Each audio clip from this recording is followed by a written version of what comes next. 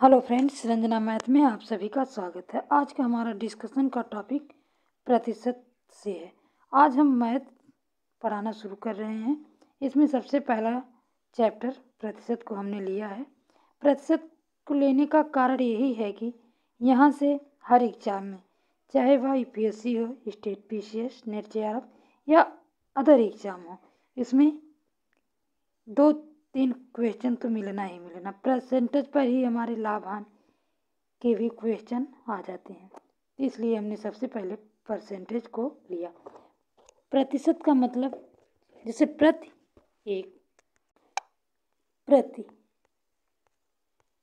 एक होता है, शत का मतलब 100।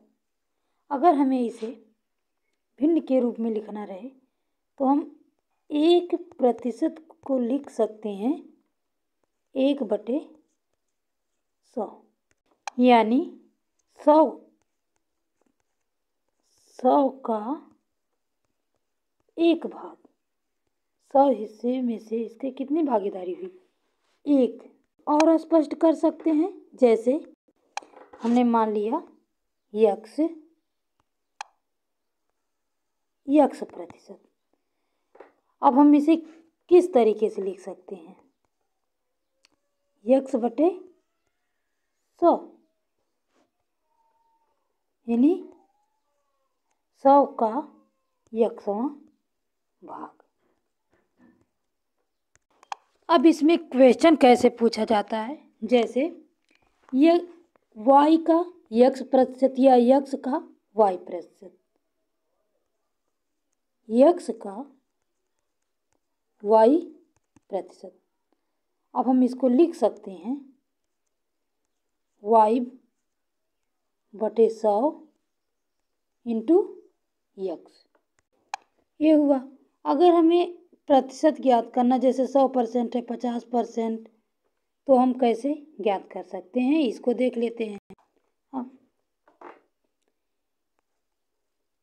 दिया है यहाँ पर 100/1 बराबर कितने परसेंट होगा? 100%। उसी तरह से 100/2 बराबर 50%। 100/3 बराबर 33 सही 1/3%। इसी तरह से हम ढेर सारी संख्याओं को ज्ञात कर सकते हैं। चलिए अब इस पर किस तरह से सवाल पूछा जाता है और प्रतिशत कैसे निकाला जाता है उसको देख लेते हैं। हमने अभी बताया कि x का y प्रतिशत क्या होगा, उसी तरह से 150 का 20%, यानी 150 का 20% कैसे होगा, इसको हम 2 तरीके से ज्ञात करेंगे। एक तो पहला नियम ये है कि हम एक इस तरह से लिख सकते हैं कि 20/100 गुने 150। 0 से हम काट दे रहे हैं, बराबर 15 दूनी 30% हुआ। अब इसका दूसरा नियम क्या है, दूसरे तरीके से हम कैसे इसे ज्ञात करेंगे?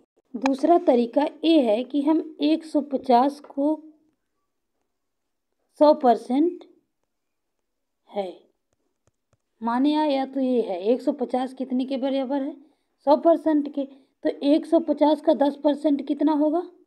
150 का 10%, यानी हम 150 में 10 से भाग देंगे तो हमें 15.0 प्राप्त होगा। उसी तरह से इसका 1% कितना होगा? तो 1 इधर खिसक आएगा, 1.50। ठीक, 0.1% का होगा 0.150। अब हम इस नियम को फॉलो करते हुए इस क्वेश्चन को लगाएंगे। कैसे लगाया जाएगा इस पर? अगर 150 का 20% है, ठीक, 20%। अब 20%, यहाँ पर 10 का 15 आया है तो 20 का हम दोगुना कर देंगे, तो 15 गुणे 2 बराबर 30 आ गया। पहले इतना आ गया। अब हम नेक्स्ट क्वेश्चन पर चलते हैं। एक क्वेश्चन थोड़ा टेक्निकल है। जैसे यहाँ पर दिया है कि 12% का 150, पहला तो वही नियम है, हम इस तरह से करेंगे कि 12/100 गुने 150, 0 0 से काट दे रहे हैं। इसके बाद हम इसको मल्टीप्लाई करेंगे, बराबर 180/10 आ गया यहाँ पर 18। 150 में 12% कितना आया? 18 आया। अब हम इसे दूसरे नियम पर लगाएंगे।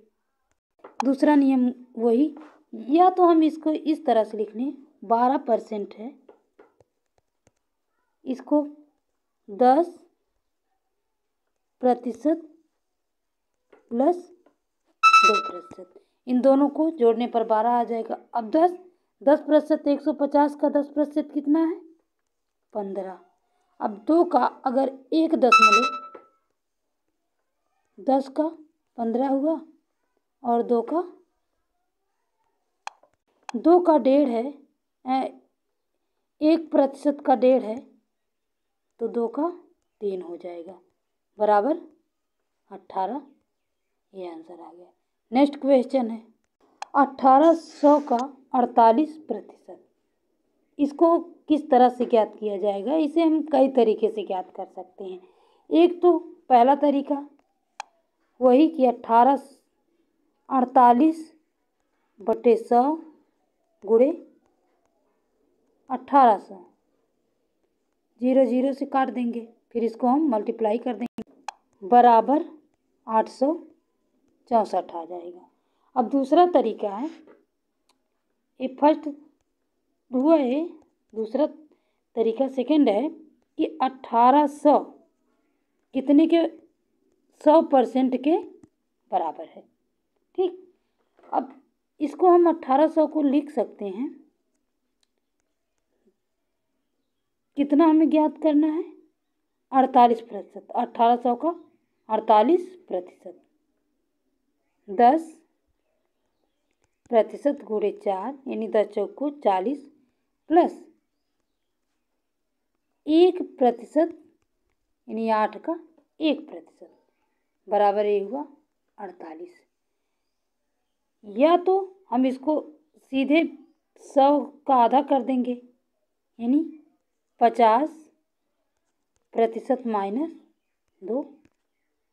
इसमें ज़्यादा बेटर यही होगा कि 50 माइनस 2 तभी 48 आएगा, और 10% गुणे 4 प्लस 1% गुणे 8 तभी जोड़ने पर 48 आएगा। तो हम 50% माइनस 2 पर लगाएंगे, 1800 100। अब इन दोनों में हम 2 से डिवाइड करेंगे, तो 1800 900 आ गया। अब ये 50% आया। अब 50% में अब 1%, 1800 का 1% आ जाएगा 18। हमने पहले यहाँ पर लिख दिया। उसी तरह से अब अगर 2% है, 2 बराबर कितना आएगा? 18 दूनी 36। 2% का 18 दूनी 36। 2% आया कहाँ से? हमने सभी संख्याओं में 2 से डिवाइड किया। अब हम 36 को क्या करेंगे? 900 में से माइनस कर देंगे। क्या थी संख्याएं? पहले हमने ये बताया था कि 48 को हम लिख सकते हैं 50% माइनस 2%। 50%, 1% का 18 है और 2% का 36, तो हम घटा दिए, बराबर 8 सब 64 आंसर आ गया। इस तरह से हम बाकी के सवाल जो प्रीवियस ईयर के क्वेश्चन रहेंगे यूपीएससी के, यूपीपीसीएस के, हम अगली वीडियो में डिस्कशन करेंगे। धन्यवाद।